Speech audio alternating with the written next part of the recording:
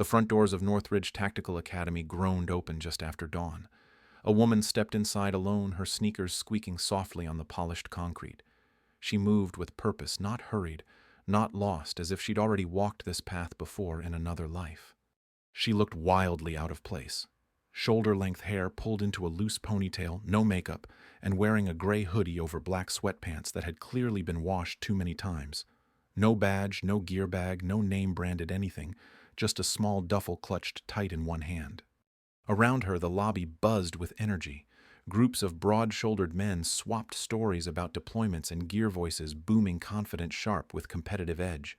Most of them had military cuts and sleeves of tattoos. Some wore tactical vests, others compression shirts, all radiating the kind of masculinity that didn't expect to be questioned. She didn't speak. She didn't look around for help. She walked to the check-in table where an instructor with a clipboard glanced up, then down again like she wasn't worth much time. When she gave her name, his eyes lifted with a flicker of confusion, maybe even amusement. Down the corridor, a pair of recruits nudged each other and smirked. The taller one whispered something that made the other chuckle, both of them staring too long in her direction. Another man leaned against the wall, arms folded, watching her like she'd wandered into the wrong movie. In that whole room of 32 applicants, she was the only woman. The math didn't escape anyone.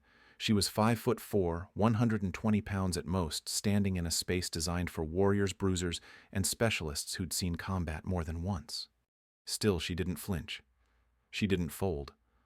As the crowd shifted toward the training hall, she adjusted the strap on her bag and followed, quiet and sure.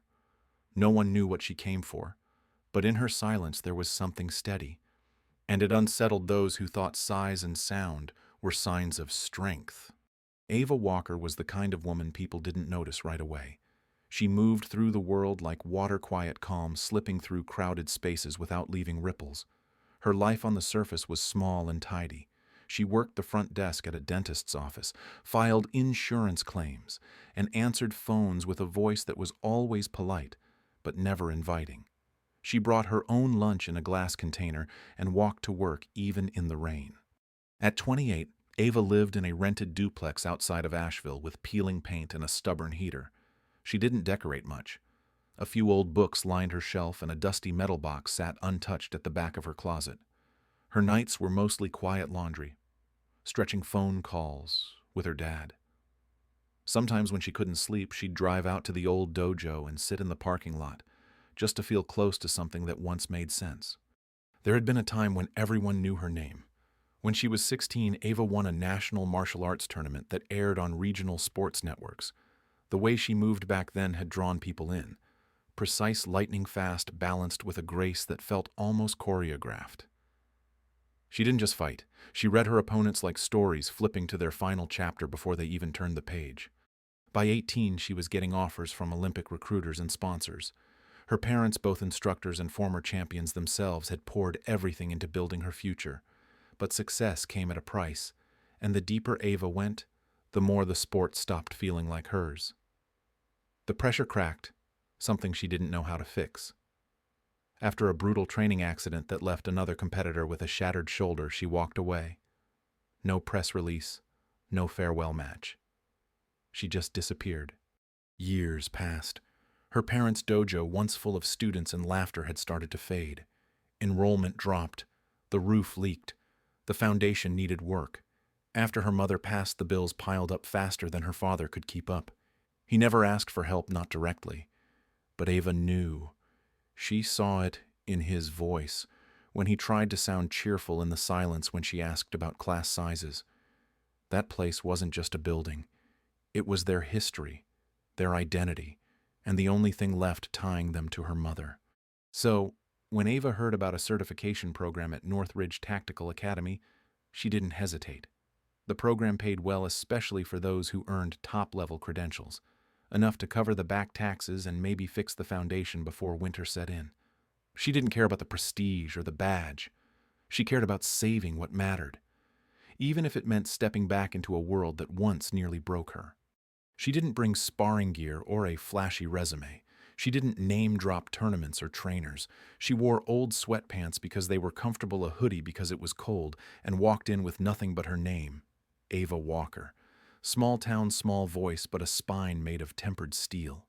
She didn't plan to make friends. She didn't plan to stand out. Her goal was simple: pass the course, get certified, and vanish again. No second spotlight, no second fall. Just enough strength to hold her family's legacy together a little longer. There was no bitterness in her choice, only clarity. This wasn't about redemption or revenge. It was about responsibility. Ava didn't want to fight anymore, but she would. Not for herself, for the people and places that still gave her life meaning. And so, she stood in the middle of that academy lobby, surrounded by men who flexed and laughed and traded war stories without blinking. Her hands were steady. Her heart was calm. She knew what she came for. She just hoped no one would force her to show them what she still carried inside. The training hall at Blackridge Academy looked more like a bunker than a school. Gray concrete walls lined the space, tall and bare, stretching up to an exposed steel ceiling where fluorescent lights flickered without warmth. Heavy bags hung in rows, scuffed from years of use, while mats covered the floor in faded black squares that carried the ghost of old sweat and bruised egos. The air was sharp with antiseptic and adrenaline. Men filled the space in clusters, their conversations loud and clipped, full of jargon only insiders understood. They moved like they were still in formation, always checking who stood taller, who talked louder, who looked like they'd been through something and come out meaner. Ava walked through the main floor without a word. No one moved to make space. A few heads turned, some out of curiosity, most with a smirk. She kept her gaze forward, not bothering to shrink or puff herself up. Just 1 foot in front of the other, same pace, same breath. Someone near the weight rack muttered under his breath, and another one laughed. They didn't say her name. They didn't have to. Her size, her clothes, the way she carried nothing but a soft-sided gym bag, it was enough. She didn't belong here, not in their eyes. She hadn't earned the right. The instructor entered with the click of hard boots, and the air shifted. Grant Collins was built like a wall himself, 6 foot tall and broad at the shoulders, with a voice that cut through noise like a blade. His eyes scanned the room, pausing for a beat too long when he landed on her. His face didn't change, but his silence said enough. He gave the usual speech about how most of them wouldn't make it, that this program wasn't for the faint, the unsure, or the average. His gaze kept drifting back to Ava like she'd walked in carrying failure on her back. No one called her out directly, but the stares did. The slow looks passed from man to man, the way some laughed with their mouths closed, not wanting to be obvious but not caring enough to hide it either. She stood alone by the wall, her bag at her feet, watching without flinching. The room didn't welcome her.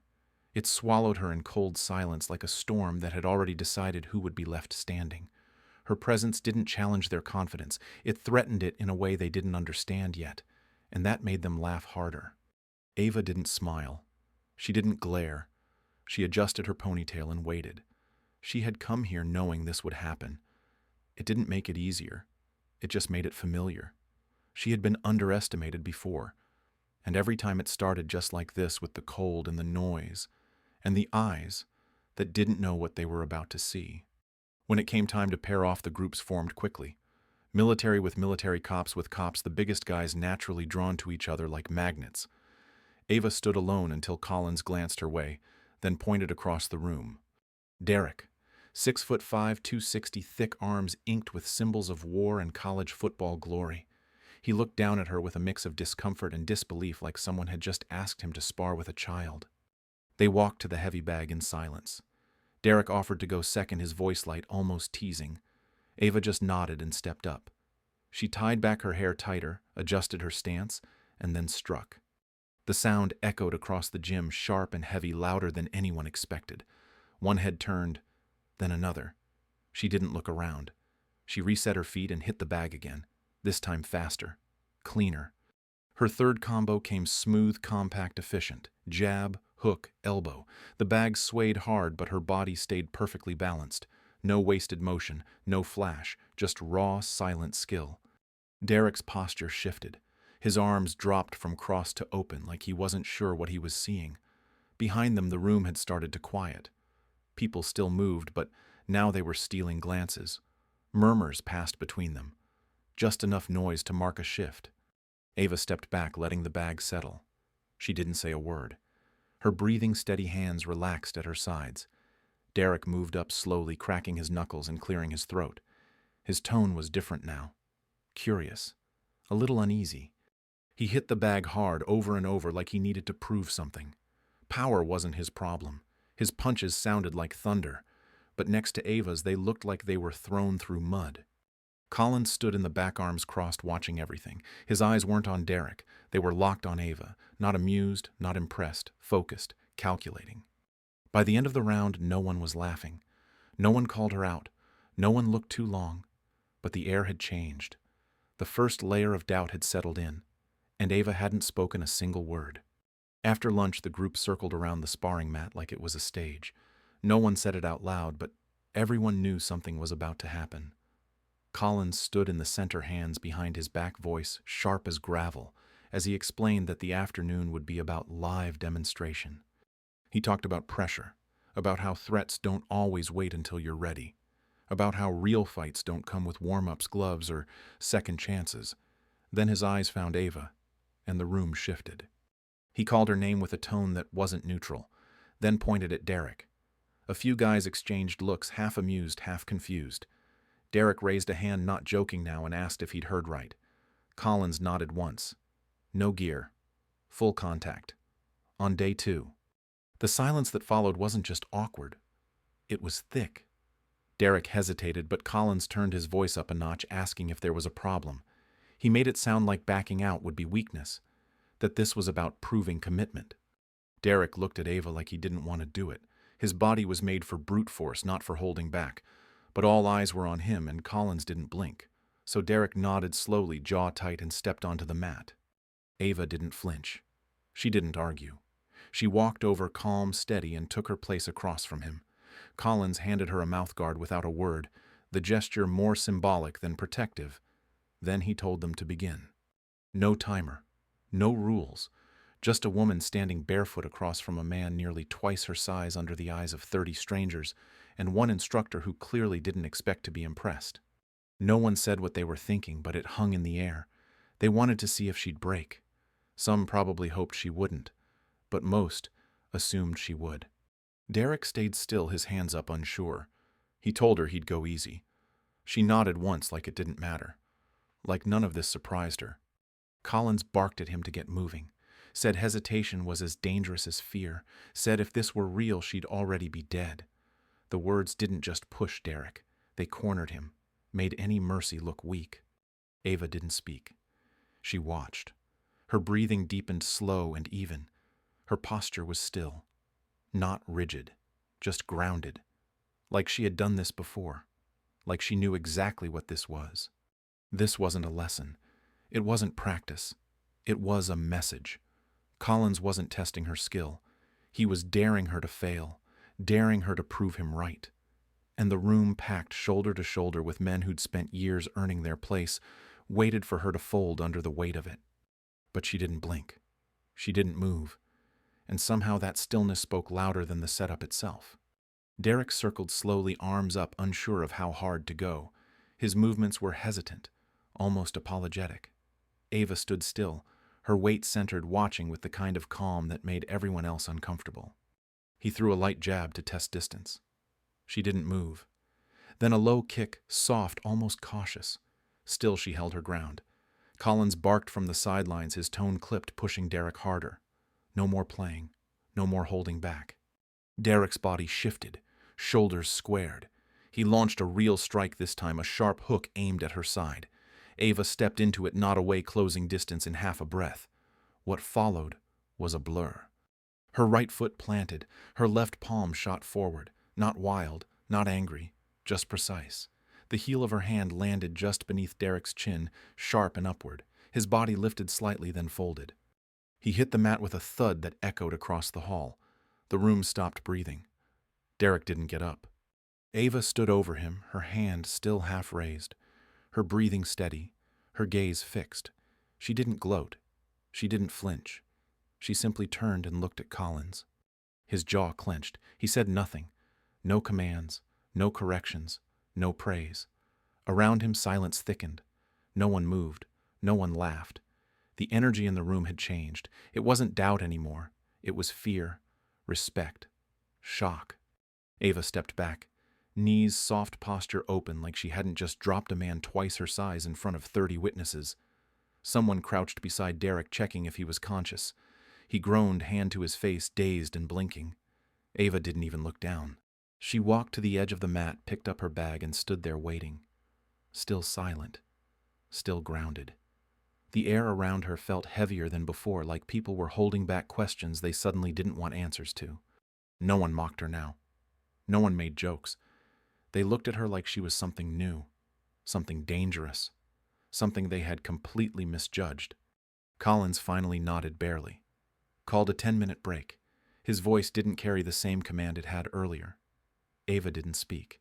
She just walked toward the water station unnoticed for all of 5 steps, then followed by every pair of eyes in the room. One hit, one moment, that was all it took, and everything had changed. The office smelled faintly of old leather and fresh coffee. Collins sat behind a metal desk, one arm draped casually across a stack of unfiled reports. He didn't invite her to sit, just looked at her like he was still trying to solve a puzzle he hadn't known existed until today. He leaned back, let the silence stretch, then said her name like it was something he'd only just learned how to pronounce. Said it slow. Ava Walker. His voice was different now. Less command, more curiosity. He told her he had questions. Then he told her what he found. She didn't blink when he said her father's name, didn't flinch when he listed the titles, the medals, the old interviews buried online. She didn't deny it, just stood there, hands folded loosely, waiting for him to be done. Collins kept going, filling the space like someone who didn't like silence. Said she was supposed to go to the Olympics, said she was one of the best fighters he'd never heard of. Then she vanished, just like that. She nodded once like she'd heard it before.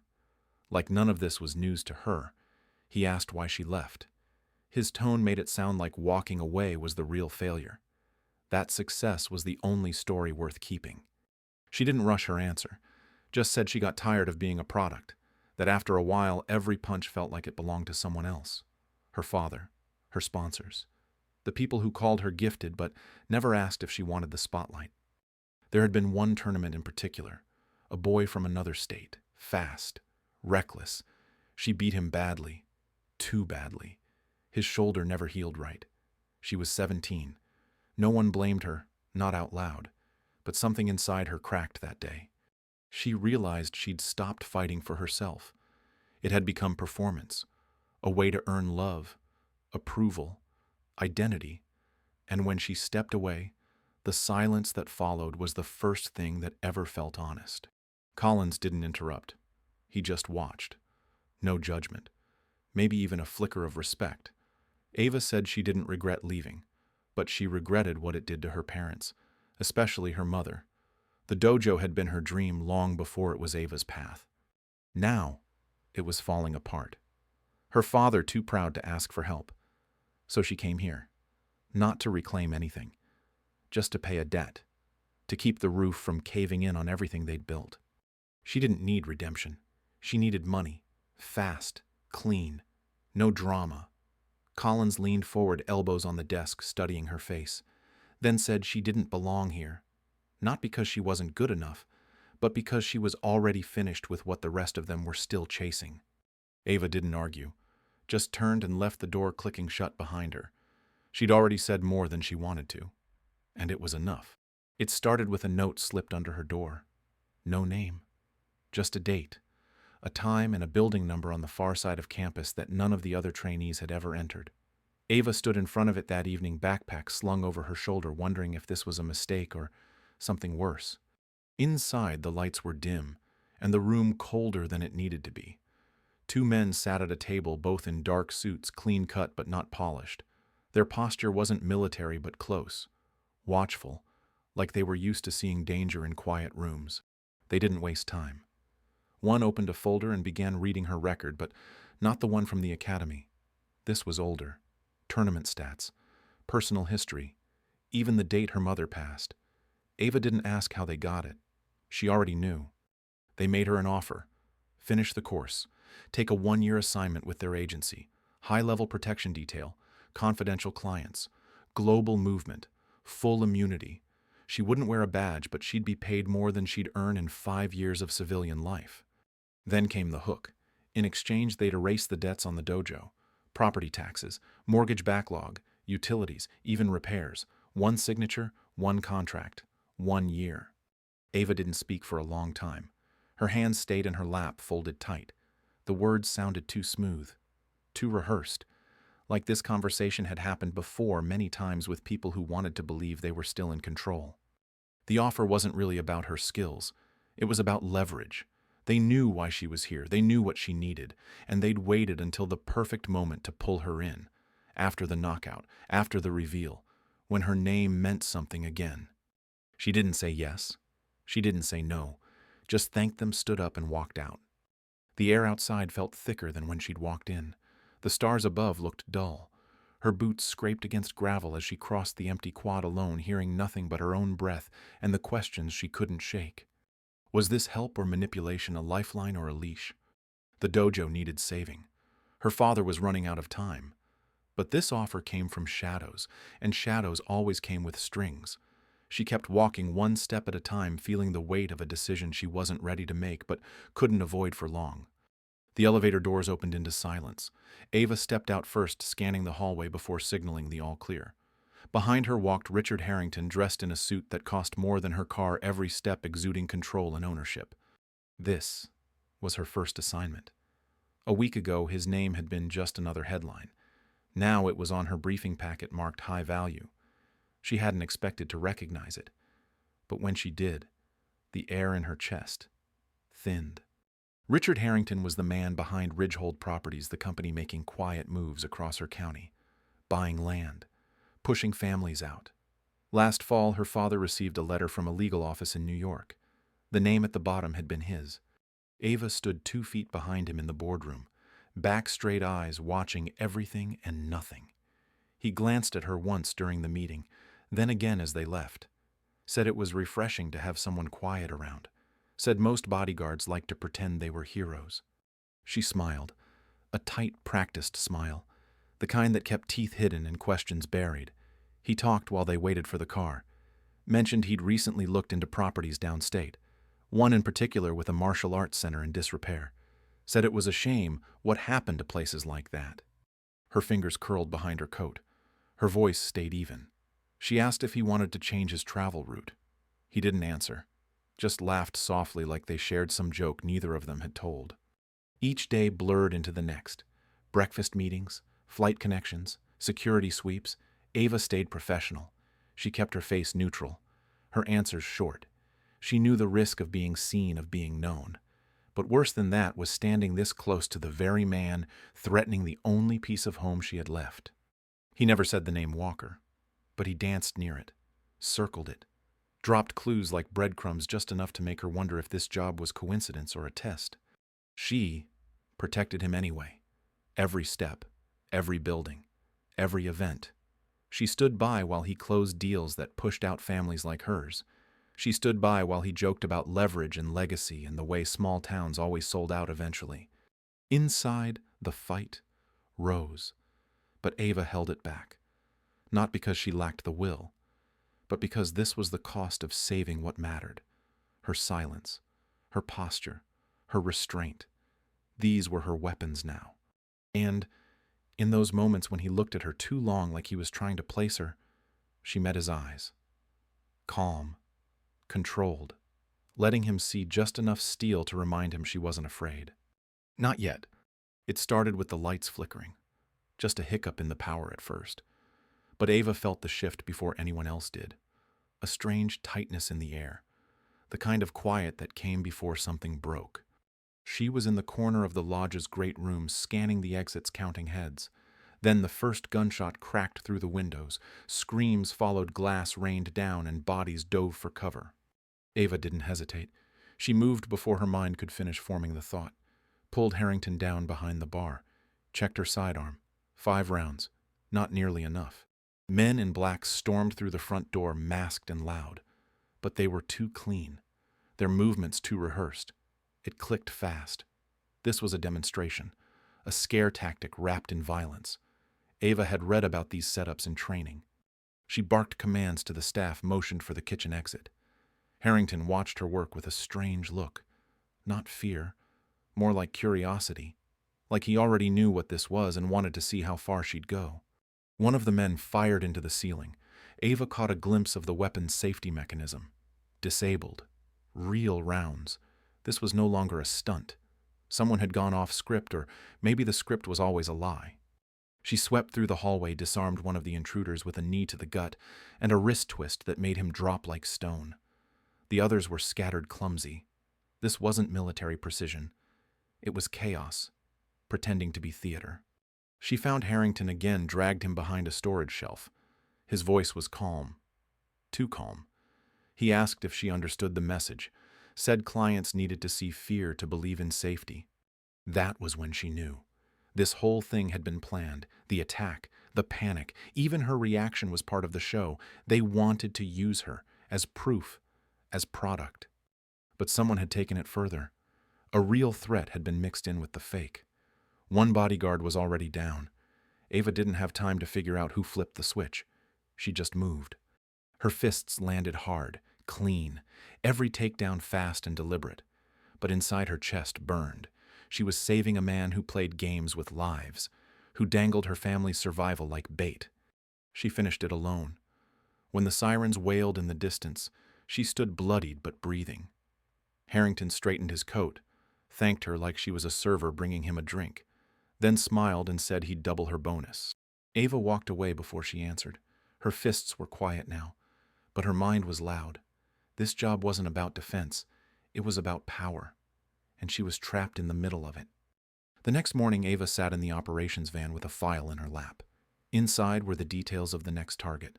Another setup, another display, another false crisis designed to sell fear.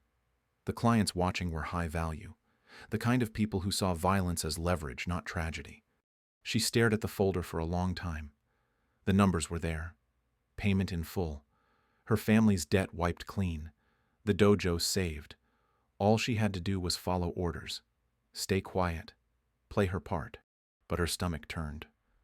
Her hands didn't move. She thought of the boy from that tournament years ago, the one who never lifted his arm again. Thought of her mother standing at the edge of the mat, proud and silent, never asking for anything but honesty. She thought of herself at 17.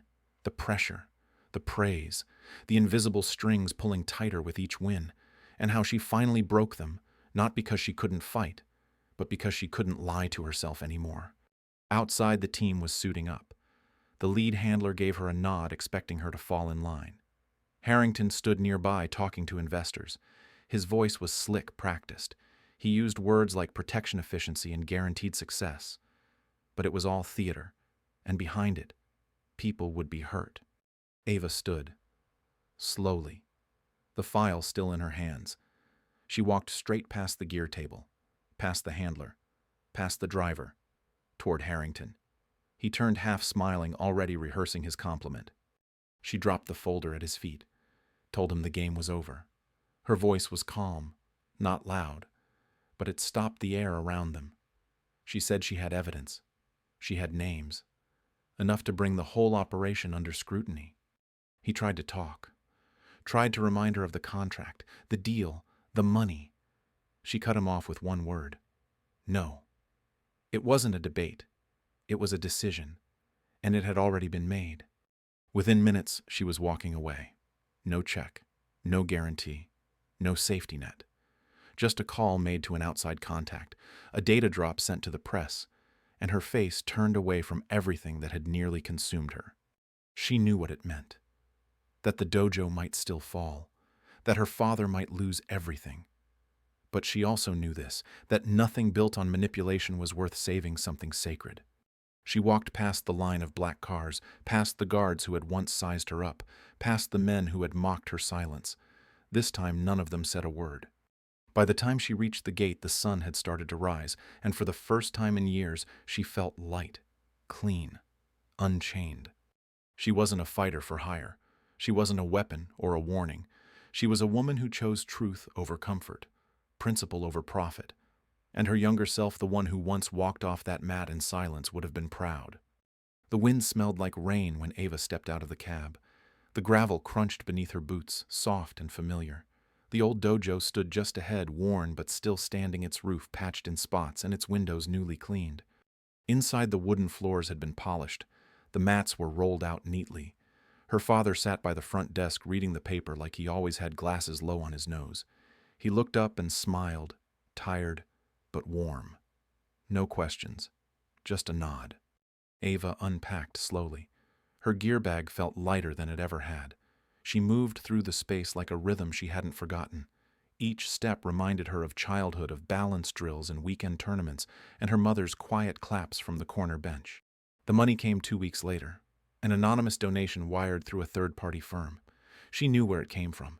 Harrington never sent a note, just the number, enough to cover repairs, new gear, and 3 years of programming. She could have returned it, but she didn't.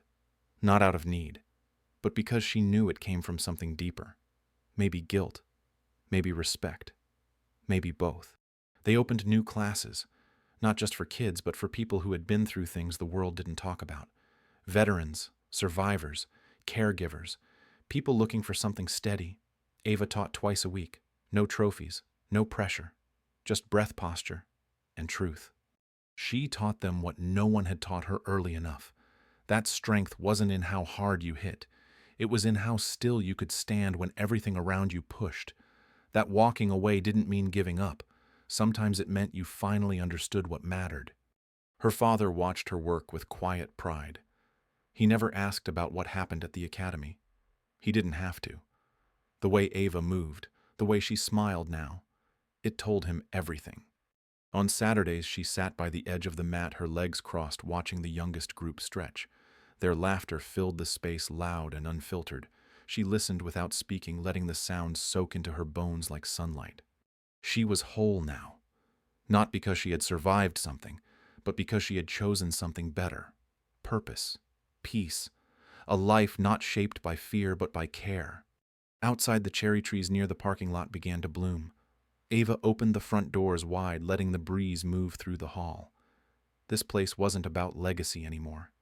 It was about healing, and she was finally ready to lead it, quietly, steadily, with open hands and a clear heart. Sometimes the quietest person in the room carries the strongest story. Ava reminded us that real strength isn't loud or flashy. It's in the choices we make, the courage to walk away, and the heart to protect others, even when no one's watching. So, next time you meet someone who seems small, soft, or simple, remember they might be carrying more than you can see. And maybe they're the strongest one there. If this story moved, you take a second to like the video, subscribe for more, and share it with someone who could use a little hope today. Thanks for being here. We'll see you in the next one.